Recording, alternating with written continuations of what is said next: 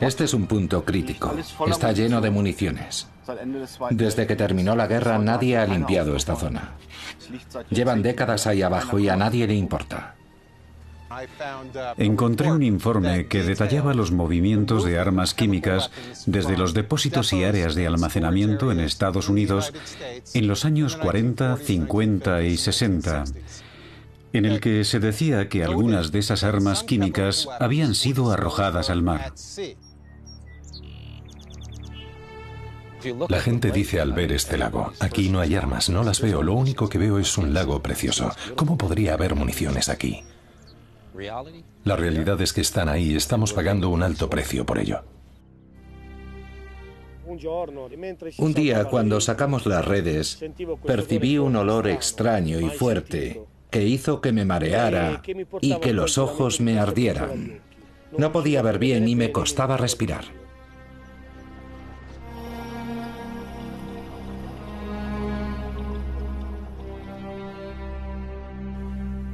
El reloj de esas bombas sigue corriendo bajo el mar. 1 millón de toneladas de armas químicas sin utilizar yacen en el fondo del mar por todo el mundo. Y su contenido se está filtrando. Esta es una historia desconocida que, gracias a la ciencia y a la reciente desclasificación de algunos documentos, ahora empieza a ver la luz. Profundidades letales.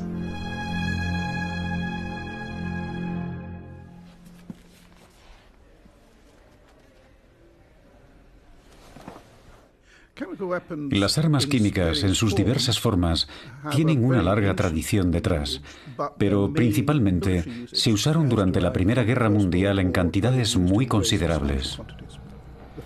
El primer gran ataque con gas, exactamente con gas cloro, se produjo durante la Primera Guerra Mundial, en un radio de 6 kilómetros, en el frente de la Segunda Batalla de Ypres. Fue lanzado el 22 de abril de 1915. También se fabricaban otros gases, pero el punto de inflexión tuvo lugar en 1917, cuando se utilizó por primera vez el gas mostaza, conocido como el rey de la guerra de gases. Las nuevas armas atacaban el cuerpo por dentro y por fuera.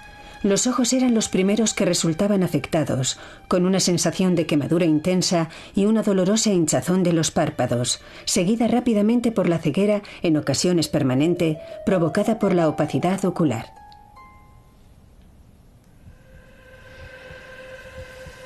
Los pulmones eran agredidos a nivel celular, causando tos, hemorragias y quemaduras de los tejidos, que provocaban dificultades respiratorias, edemas pulmonares y la muerte hasta 10 días después de la exposición al gas. Los efectos más visibles se producían en la piel. Esta se enrojecía antes de que aparecieran ampollas, que se llenaban de un líquido amarillo, y eran muy dolorosas al tacto. El período de entreguerras fue un período muy extraño de la guerra química. La mayoría de los programas eran secretos, y las agencias de inteligencia sabían muy poco respecto a su alcance, su profundidad y a sus innovaciones. Y al igual que las agencias de inteligencia de todo el mundo, cuando desconoces la verdad, presupones lo peor. Estas nuevas instalaciones se crearon a comienzos de la presente crisis. Ya están en funcionamiento y pueden fabricar más gas mostaza en un solo día que todo el que se fabricó durante la Primera Guerra Mundial.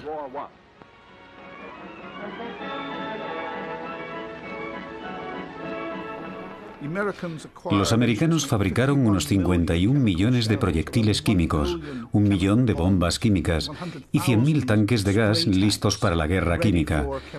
Su producción era colosal, 135.000 toneladas de gas. La guerra química que todos esperaban nunca tuvo lugar. En la conferencia de Potsdam, los victoriosos aliados decidieron repartirse el arsenal químico del enemigo y arrojarlo al mar. Consideraron que en aquel momento era la alternativa más segura y mantuvieron el más absoluto secreto hasta el año 2008. Se arrojaron armas químicas al mar por todo el mundo, en el mar de Japón, en el Océano Índico, en el mar Báltico, en el mar del Norte, en el Atlántico Norte y frente a la Costa Azul en Francia. Nuestra investigación comienza en Italia, con los vertidos en el mar Mediterráneo.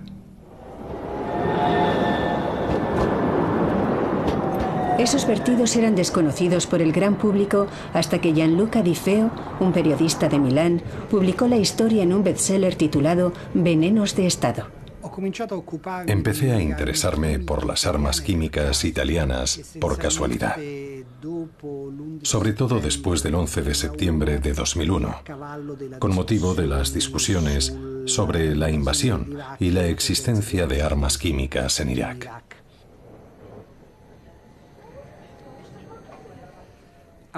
Fue entonces cuando me empecé a hacer esas preguntas. Si Italia en los años 30 estaba considerada una gran potencia militar en cuanto a armamento químico, ¿cuántas armas químicas se habían fabricado y, sobre todo, qué había sido de ellas? La parte más importante de la historia de las armas químicas en Italia comienza en 1925, cuando el gobierno fascista de Benito Mussolini consolida su poder y se embarca en un colosal programa de investigación y producción de armas químicas. De repente, la producción de armas químicas se multiplicó por 10. Se construyeron numerosas fábricas para producir gas mostaza, arsénico y gas cloro para su uso bélico. Las campañas de Etiopía y Libia ofrecían la oportunidad de probar esas armas sobre el terreno para ver cuáles eran las dosis más eficaces y cuál era el mejor sistema para dispersarlas, porque tenían cobayas humanas con las que podían evaluar sus efectos de forma inmediata. Aquí podemos ver la cantidad de armas químicas que había almacenadas, listas para ser usadas en Italia a comienzos de la Segunda Guerra Mundial.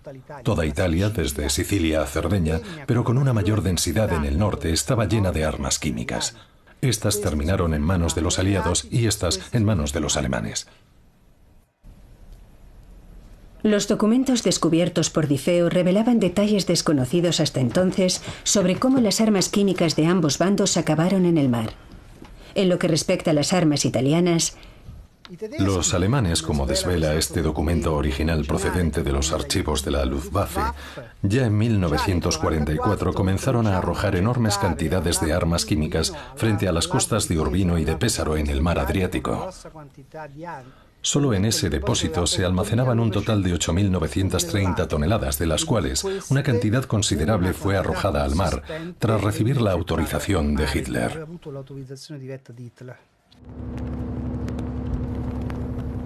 En cuanto a las armas de los aliados, un osado ataque aéreo hizo que éstas acabaran en el fondo del mar. El 2 de diciembre de 1943, la Luftwaffe bombardeó el puerto de Bari, provocando de forma involuntaria el mayor desastre químico que se ha producido nunca en el Mediterráneo. Uno de los barcos estadounidenses, el John Harvey de la clase Liberty, transportaba un cargamento de armas químicas. A bordo llevaba una cantidad superior a 1.000 bombas aéreas de tamaño medio. Nadie había informado a la autoridad del puerto y al personal militar de la presencia de estas armas químicas. Era un secreto. Pero tras el incendio y la explosión del barco, que lo partió literalmente en dos, comenzaron a aparecer señales de contaminación química, en especial las señales inconfundibles de contaminación por hiperita, el gas mostaza. Muchos médicos militares, sobre todo estadounidenses, preguntaban, ¿hay armas químicas en el puerto? Porque observaban en los cuerpos de los pacientes las vesículas y también las lesiones oculares típicas de los ataques con gas mostaza. Los aliados mantuvieron en secreto el cargamento de armas químicas por temor a que los nazis lo convirtieran en una gran victoria propagandística. Su hermetismo dificultó los esfuerzos para tratar de forma efectiva a centenares de italianos afectados por la nube de gas mostaza que se esparció por la ciudad.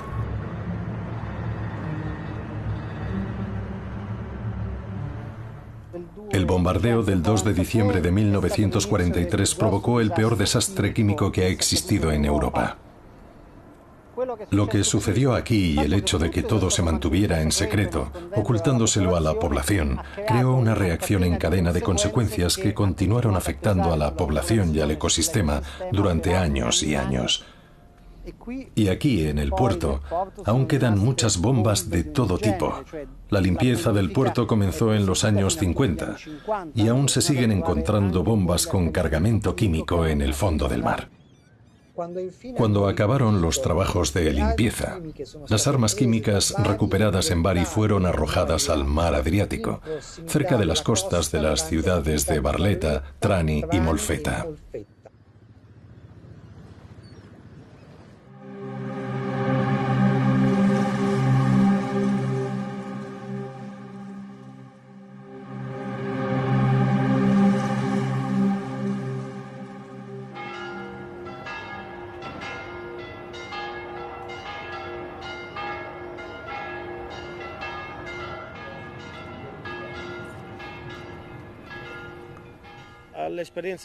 Mi peor experiencia ocurrió un bonito día de verano. Cuando sacamos las redes estaban cubiertas por un líquido marrón oscuro que apestaba. Apestaba. Era una peste extraña, un olor extraño que no había olido antes. Cuando terminamos de sacar las redes, la peste se hizo tan insoportable que nos dejó sin respiración. Después me desmayé y no recuerdo nada más.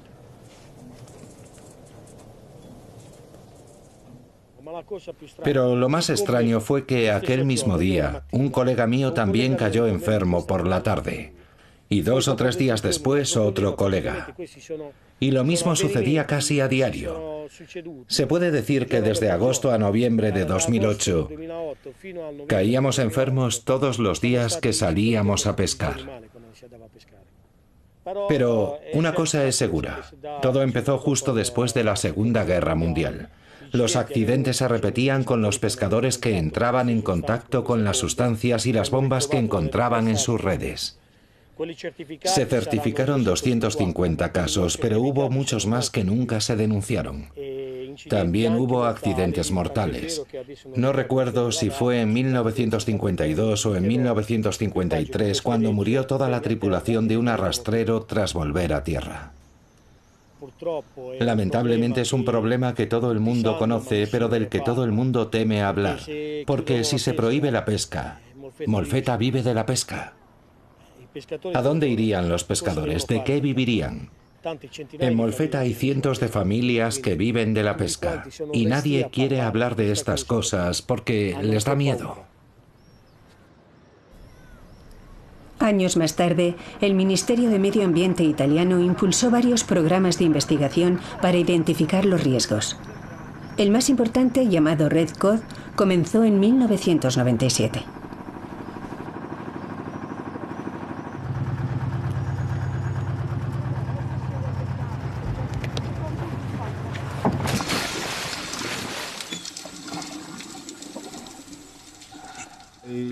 Los objetivos del proyecto Red Code eran esencialmente 2.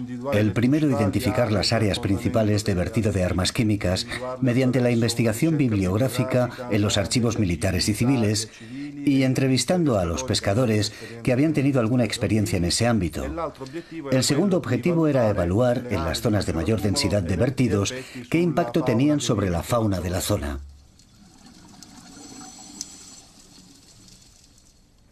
Lo primero que observamos directamente a través de nuestras videocámaras es que el revestimiento de las bombas estaba corroído por la corrosión marina después de 50 años y que el compuesto que a la temperatura del agua del mar permanecía sólido era visible tanto dentro de la bomba como dispersándose sobre el lecho marino.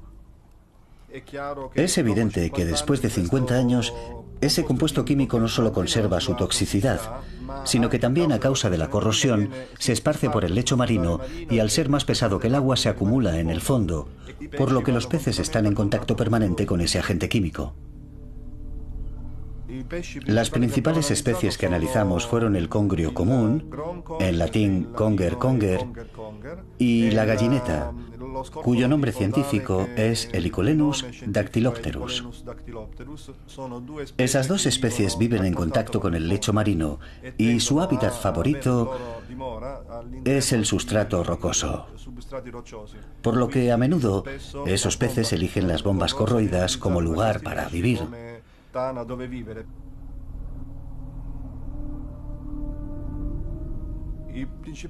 Los principales problemas se deben a los efectos conocidos del gas mostaza, un agente químico que provoca ampollas, algo que hemos observado en la piel de los peces, pero también provoca daños en el ADN, porque se pliega sobre la doble hélice de la molécula del ADN y la rompe, provocando también daños a nivel genético.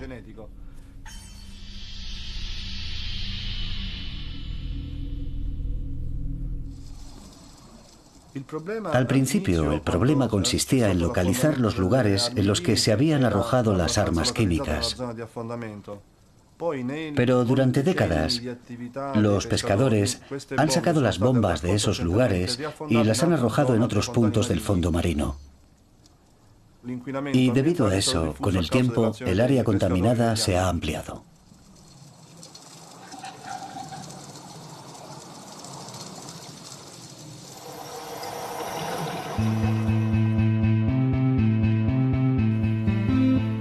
En el norte de Europa, en el mar Báltico, encontramos una situación similar. Durante la Segunda Guerra Mundial fue el escenario de combates entre las armadas de Alemania, Finlandia y la Unión Soviética.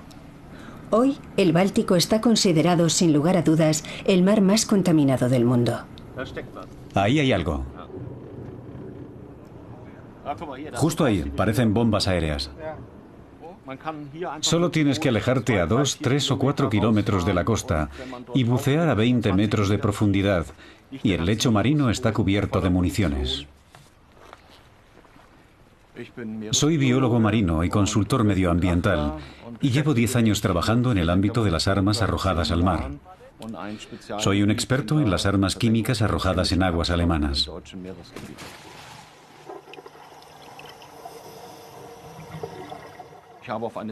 En una carta marina encontré una zona en la que se señalaban municiones contaminantes. Aquello me intrigó y pregunté a las autoridades, pero no sabían nada. Durante meses intenté conseguir información sobre los vertidos en los mares de Alemania. Y descubrí que en la costa alemana del Mar del Norte, cerca de Heligoland, habían arrojado armas químicas al mar, y también en el fiordo de Flensburgo y en la bahía de Lübeck. Pero siempre se había asegurado que las municiones químicas habían sido arrojadas lejos de la costa, cerca de Bornholm o en el estrecho de Skagerrak, muy lejos de las playas, de forma que nadie podía entrar en contacto con esas municiones.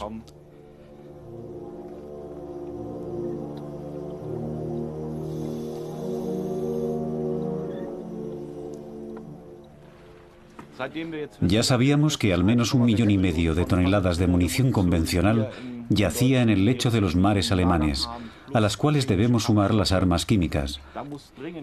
Así que el tiempo es crucial, especialmente para las armas químicas que yacen frente a nuestras costas. No es un asunto muy popular, porque sería muy dañino para el turismo. Por eso apenas se habla públicamente de este tema.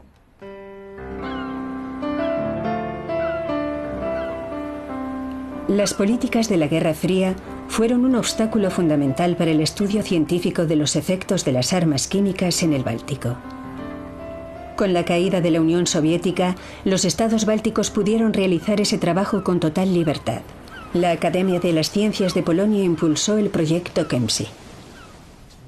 Somos 11 instituciones de todos los países del Mar Báltico, países como Suecia, Finlandia, Alemania, Lituania y Polonia. Ahora el fondo marino del Mar Báltico se ha convertido en un recurso. Cada día hay más oleoductos, parques eólicos, cables, etc. sobre el lecho marino. De forma que no es seguro trabajar sin un conocimiento más exhaustivo. Básicamente, hacemos una evaluación de los riesgos que implica el armamento de la Segunda Guerra Mundial vertido en el Mar Báltico, e intentamos determinar la localización de la munición, la contaminación del fondo marino y el impacto que podría tener sobre el ecosistema. Estamos en un vertedero a gran profundidad en Bornholm, el mayor basurero del Mar Báltico. Aquí hay más de 30.000 toneladas de munición abandonadas.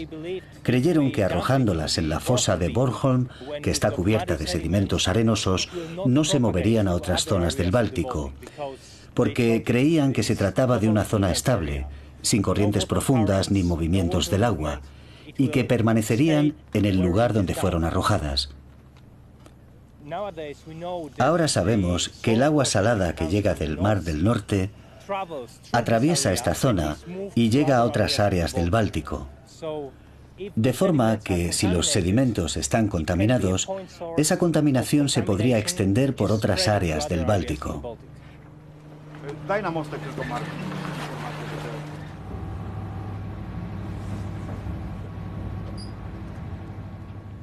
Por ello decidimos recoger muestras de sedimentos muy cerca de esos objetos, a medio metro cuando era posible, algo que solo podemos hacer con un robot, porque con el robot podemos tomar muestras de los sedimentos contaminados con toda probabilidad por el gas mostaza o por cualquier otro agente químico.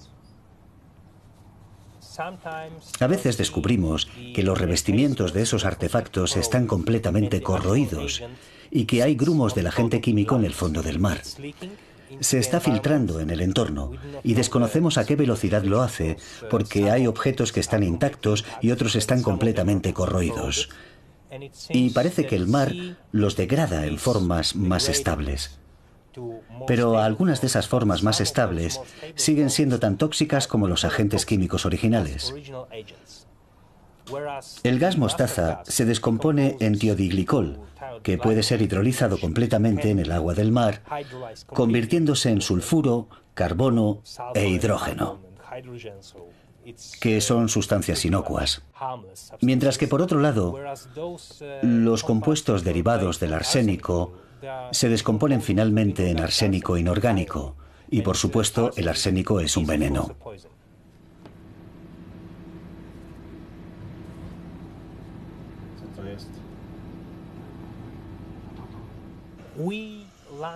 Hasta ahora hemos realizado 3 expediciones a los lugares de los vertidos para recoger peces, fundamentalmente bacalao.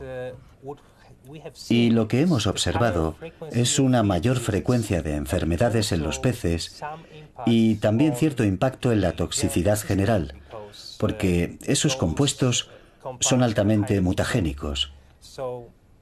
Nuestros colegas de Lituania han podido observar células sanguíneas que habían mutado. Nosotros no hemos detectado aún niveles tóxicos de arsénico en los tejidos, aunque sí hemos detectado arsénico en la orina de los peces.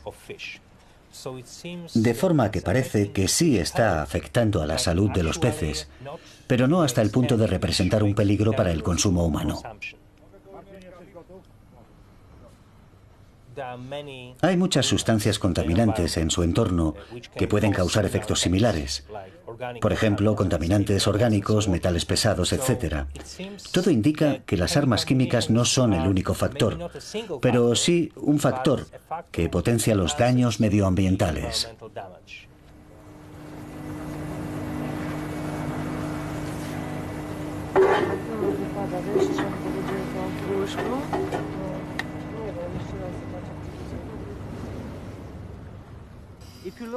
Si mira a su alrededor, verá al menos 11 barcos pesqueros, y está prohibido pescar en esta zona, sobre todo por las armas químicas. Así que parece que los pescadores no están muy preocupados por la presencia de armas químicas en el Báltico.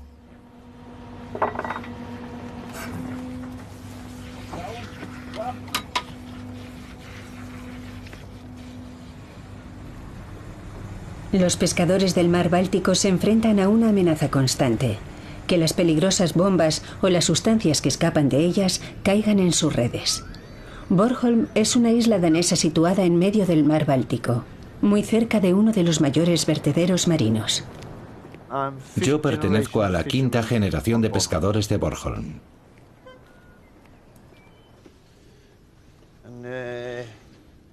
Esto es un botiquín para...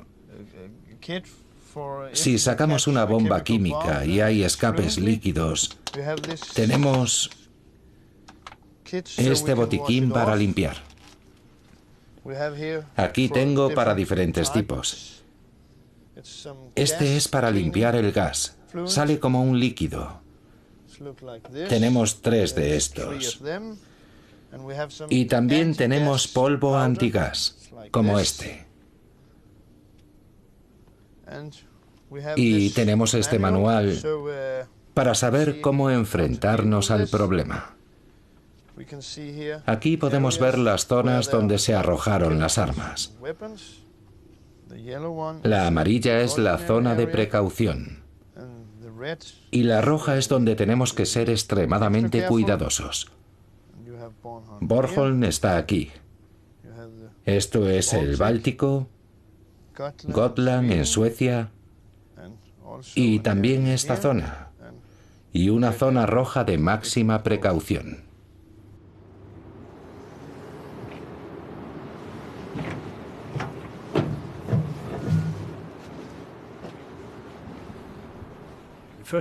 En primer lugar, queremos que los barcos pesqueros, los pescadores, no sufran daños al sacar esas sustancias.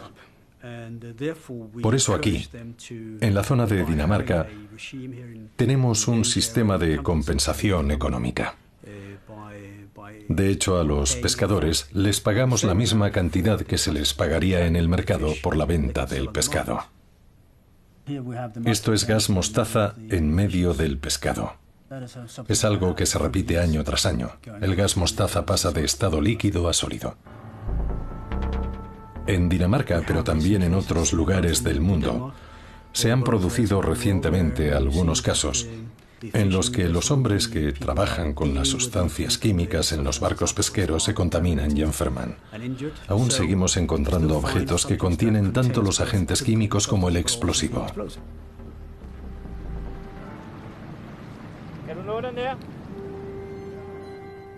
Siempre tenemos a un equipo de respuesta preparado 24 horas al día, 365 días al año para ir a alta mar y ayudar a los pesqueros que han sacado armas químicas. Ese es el trabajo de nuestra unidad aquí, en Bornholm.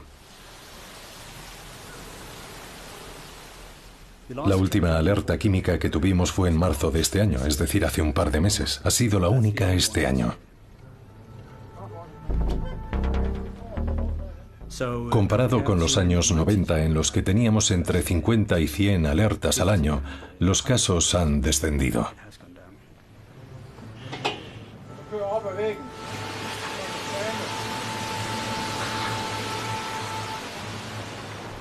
En los últimos años se iniciaron importantes proyectos de construcción submarinos en el mar Báltico, y con ellos volvió el temor a que la contaminación pudiera provocar algún problema con las armas químicas.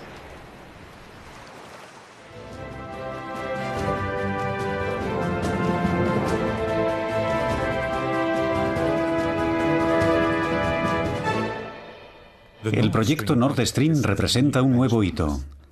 Su gasoducto doble de más de 1.200 kilómetros de longitud atraviesa el mar Báltico uniendo los mercados de energía de Europa Occidental con las enormes reservas de gas natural de Rusia.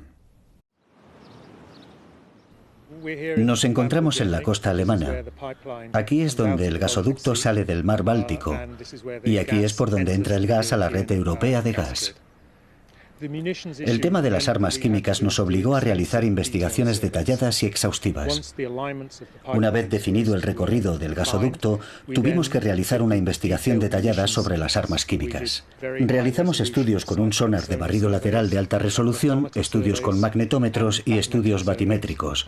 Y también en los corredores de la instalación, es decir, donde el gasoducto tocaba el fondo marino, hicimos trabajos de investigación gradiométricos e inspecciones visuales. Gracias a esos trabajos identificamos más de 400 proyectiles a lo largo del recorrido de la tubería y para poder tener un pasillo seguro desactivamos todos los artefactos situados a menos de 25 metros de los conductos del gasoducto del norte. Antes de iniciar los trabajos, limpiamos la zona de artefactos mediante técnicas de detonación en el Golfo de Finlandia y en Rusia. Y en Alemania sacamos todos los artefactos que encontramos cerca de nuestra ruta. También localizamos cierto número de armas químicas que tuvimos que evitar. El gasoducto del norte tuvo que construirse atravesando zonas peligrosas, porque hasta entonces ningún país europeo se había responsabilizado de la limpieza de las armas químicas que había en el mar.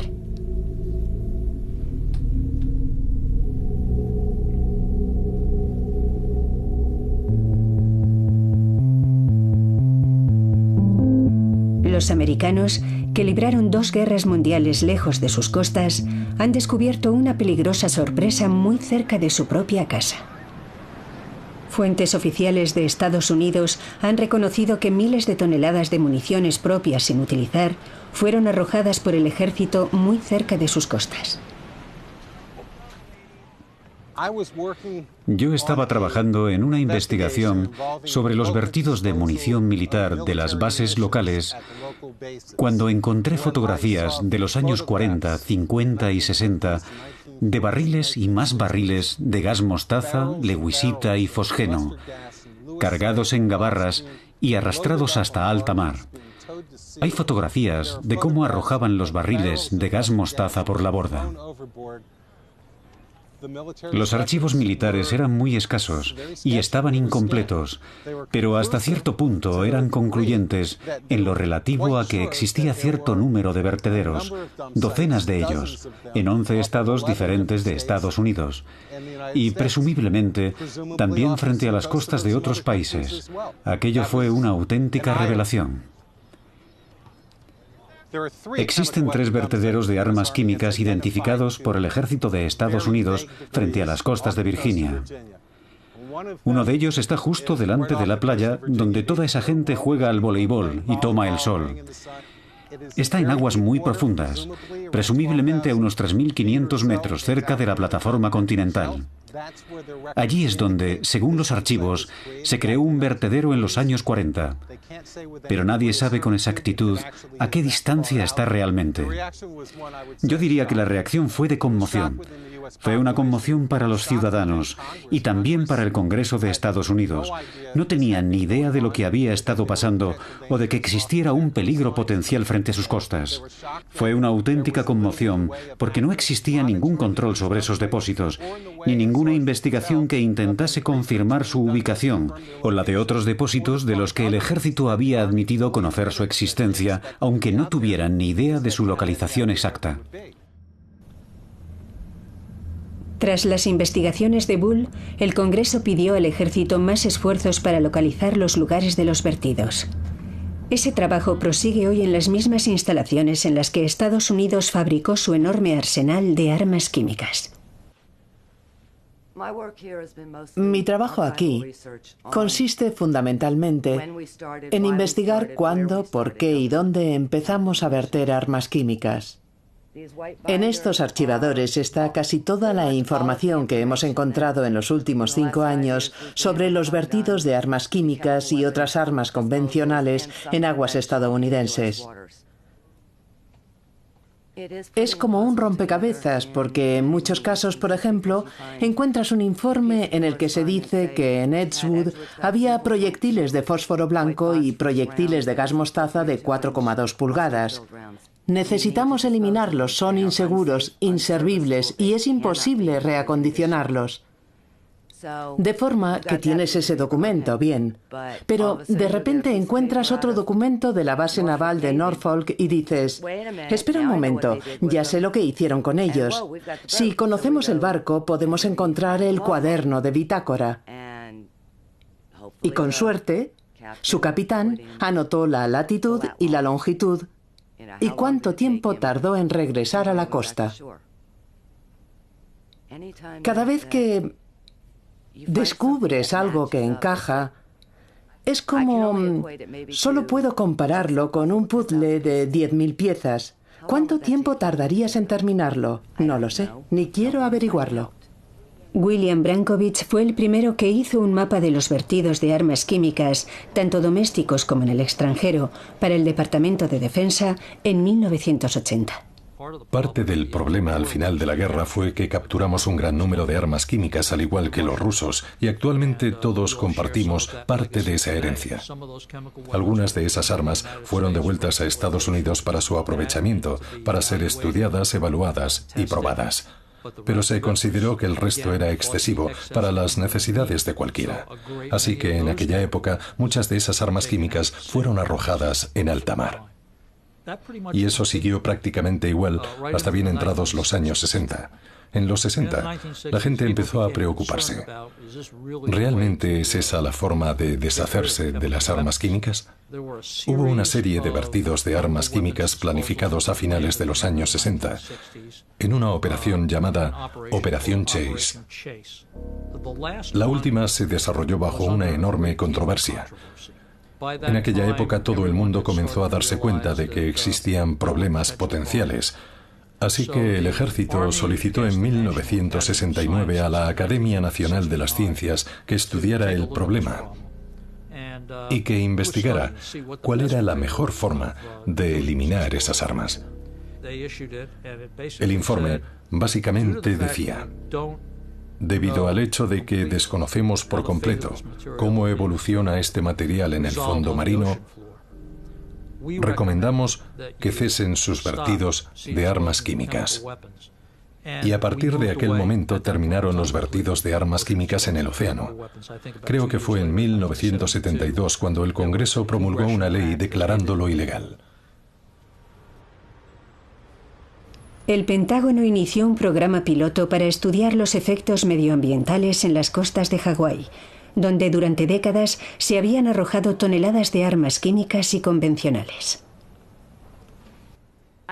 Creo que todos hemos aprendido algo, que el océano no es un vertedero y que si arrojas algo en el océano, eso tendrá consecuencias sobre el medio ambiente. Una vez que hemos entendido eso, ahora estamos estudiando cuáles son esos efectos. Estamos estudiando los peces y estamos estudiando otros ecosistemas para saber cuáles han sido los efectos y poder determinar si la extracción es la forma adecuada de proceder. Lo que hay allí abajo lleva allí 30, 40, 50 o más años, en algunos casos hasta 80 años. El medio acuático ha trabajado mucho sobre esas municiones y ese trabajo ha consistido en absorber y disolver lentamente esos agentes. Y no hemos detectado ningún impacto adverso sobre la salud, la vida y la seguridad. Dejarlas donde están sigue siendo la solución correcta. No estoy diciendo que no haya otros lugares donde tengamos que tomar una decisión diferente, pero cuando empleamos un enfoque científico, queremos conocer realmente los efectos sobre el medio ambiente y comprender esos efectos sobre la población y saber qué ocurre cuando sacas las armas químicas del agua. ¿Es esa realmente la forma más segura y menos peligrosa de manejar el problema? Estados Unidos y Gran Bretaña ampliaron el secreto oficial hasta 2017. Y durante los últimos 60 años, la investigación científica sobre las armas químicas en el mar y los peligros que plantean se ha visto limitada por ese control militar. Canadá ha hecho un gran esfuerzo por eliminar las armas químicas arrojadas tras la Segunda Guerra Mundial. Un experto en limpieza de minas retirado del ejército dio a sus preocupaciones ecológicas un enfoque empresarial y se ha convertido en un defensor de la eliminación de estas armas. Buenas tardes, soy Wendy Berfel y esto es Main Street. Hoy hablaremos con Terry Long, un ex ingeniero militar y experto en eliminación de explosivos con más de 30 años de experiencia que ha dado la voz de alarma. Le entrevistamos en nuestro programa de hoy, en Main Street.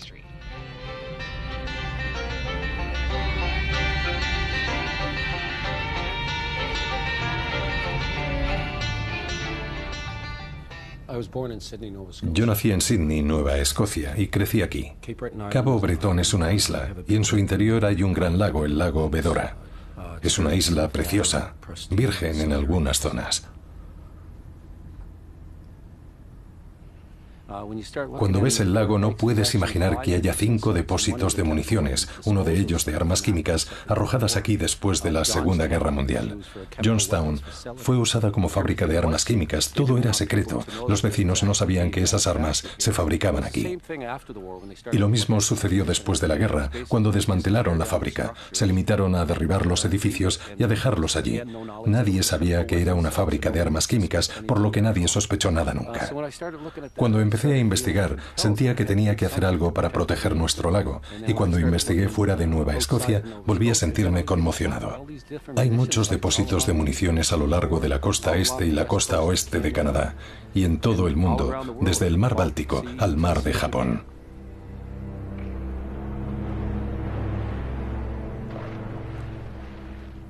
Lo primero que hice fue solicitar una audiencia en el Senado de Canadá. Fui con los Waikoba, una de las naciones originarias, para poder hablar del problema desde la perspectiva de las naciones originarias de Canadá como guardianas de la Madre Tierra. En aquella audiencia hablamos de los diferentes vertederos y de los agentes contaminantes. Se establecieron 2 recomendaciones. Naciones Unidas debía celebrar una conferencia internacional sobre el problema de la basura bélica en el mar, y era necesario crear un grupo de afectados que ayudara a investigar los efectos de las municiones. Como la conferencia nunca se celebró, yo creé Diálogo Internacional sobre las Municiones Submarinas, que terminó convirtiéndose en la plataforma internacional para el problema de las municiones.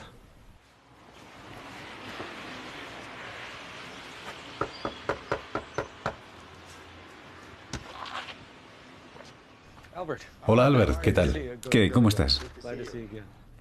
Me llamo Albert Marshall y pertenezco al clan del Alce. Soy originario del territorio Mi'kmaq. Durante la guerra veíamos esos aviones yendo y viniendo. De hecho, arrojaron muchas bombas en los lagos de Bedora.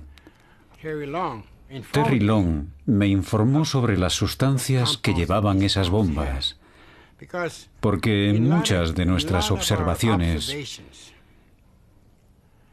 habíamos encontrado un número inusual de lesiones en la fauna acuática.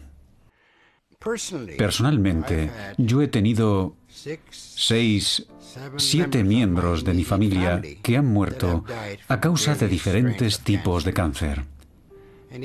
Y mientras hablamos ahora, una de mis nietas está en el hospital infantil de Halifax enferma de cáncer. Los lagos Bedora han sido siempre el sustento de nuestro pueblo.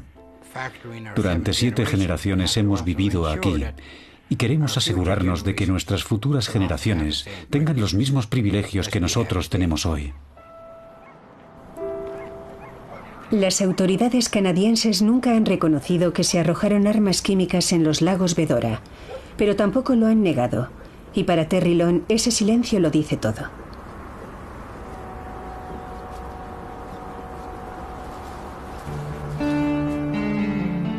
Existe una gran preocupación por el hecho de que los depósitos de vertidos no puedan ser limpiados sin producir daños al ser humano y al medio ambiente. Pero la administración japonesa, presionada por intereses económicos, decidió impulsar el primer programa industrial para limpiar el mar de armas químicas.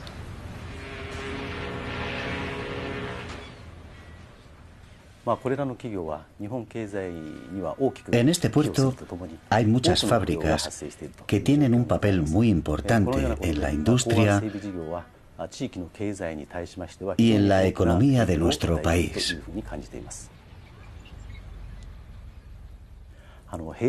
En noviembre del año 2000, para mejorar las instalaciones del puerto de Kanda, se dragó el lecho marino y se llevaron a cabo exploraciones submarinas para sacar las minas y bombas sin explotar y otros objetos peligrosos. Fue entonces cuando descubrimos algunas sustancias sospechosas. Nuestras fuerzas navales de autodefensa vinieron a recuperarlas y a analizarlas. Y descubrieron que eran armas químicas. En los años 30, el Japón imperial fabricó enormes cantidades de armas que contenían gas mostaza y lewishita. En 1937, durante la invasión de Manchuria, las usaron contra la población, matando a millares de civiles.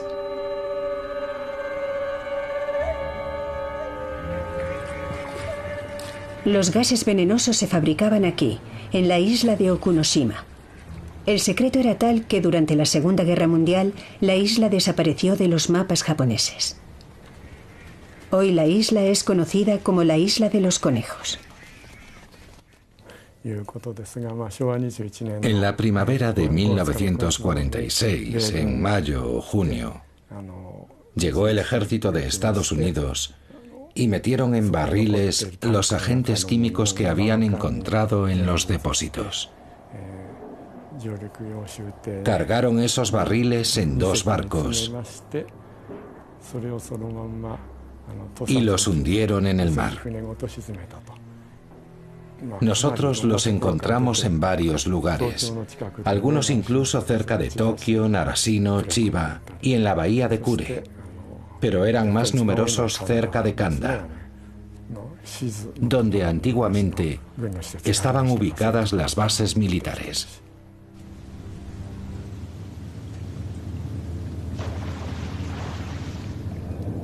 Las bombas en el puerto de Kanda yacen a tan solo 10 metros de profundidad. Y el gobierno japonés firmó un contrato con Kobelco, un gigante del acero, para encontrar las armas y destruirlas.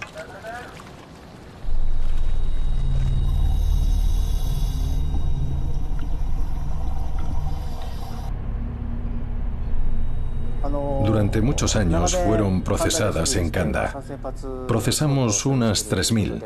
Las procesamos de forma totalmente segura, sin accidentes. Y todos nos felicitaron por nuestro sistema. El sistema Da Vinci se diseñó para destruir armas químicas. Consiste en colocar la bomba con una cantidad de polvo en un contenedor hermético antes de detonarla. Durante la explosión, el aumento súbito de la temperatura y de la presión destruye la estructura molecular del agente químico.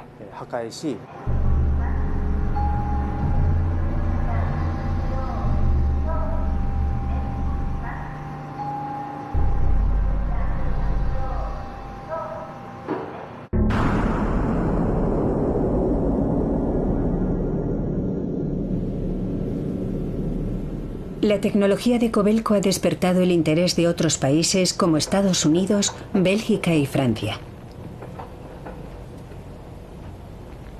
La experiencia de Kanda y las innovadoras investigaciones con robots submarinos demuestran que pueden eliminarse las armas químicas con seguridad tanto para el entorno como para los seres humanos, hasta una profundidad de 150 metros.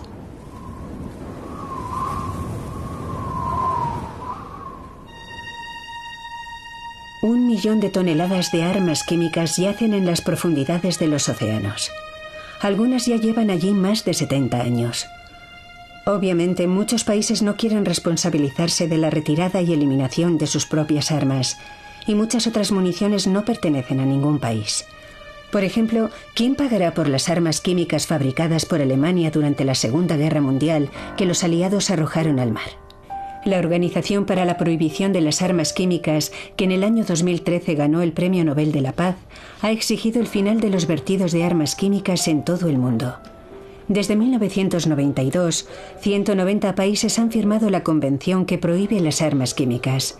Sin embargo, la Organización para la Prohibición de Armas Químicas nunca se ha manifestado públicamente sobre las municiones abandonadas en el mar.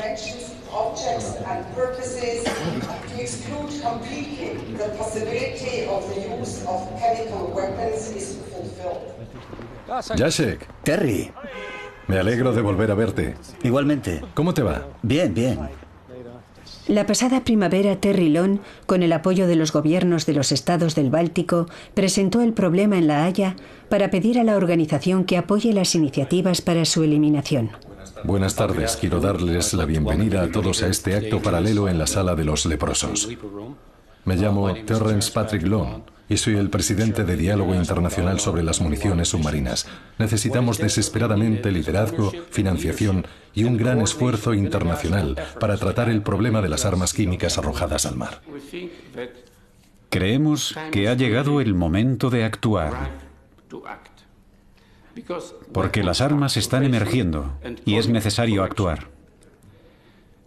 Estamos convencidos de que los Estados miembros de la Organización para la Prohibición de Armas Químicas finalmente nos escucharán. Frecuentemente la gente nos pregunta si las fugas de agentes químicos están aumentando o no, o si el medio ambiente está sufriendo daños. Y nosotros no podemos responder con el grado de certeza que nos gustaría. La comunidad internacional cometió un error realizando vertidos de armas químicas por todo el mundo. Y todos debemos tomarnos en serio las evidencias. Que las sustancias tóxicas que no se pueden tocar sin llevar protección no pueden seguir estando en nuestro entorno marino.